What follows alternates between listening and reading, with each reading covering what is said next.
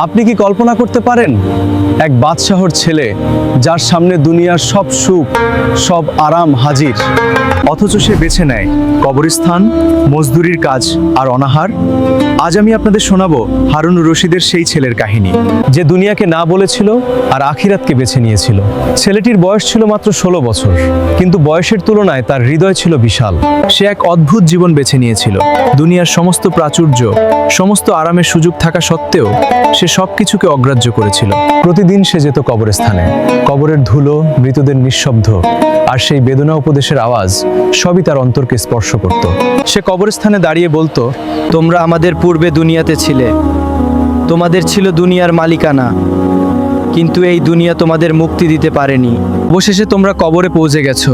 হায়, যদি আমি জানতাম তোমাদের উপর কি অতিবাহিত হচ্ছে, তোমাদের সঙ্গে কি কি প্রশ্ন উত্তর করা হয়েছে।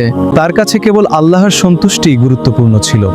এমনকি সে কবিতা পাঠ করত, যা তার আধ্যাত্মিক অবস্থার নিখুঁত প্রতিফলন। আমাকে জানাজাগুলো প্রতিদিন ভয় দেখায় এবং মৃতদের জন্য কান্নাকাটি আমাকে চিন্তিত রাখে। এই ছোট ছেলেটি বুঝেছিল দুনিয়ার স্থায়িত্ব ফুরিয়ে যাবে, কিন্তু তার আমল ও আধ্যাত্মিকতা কবরের পরও তার সঙ্গে থাকবে।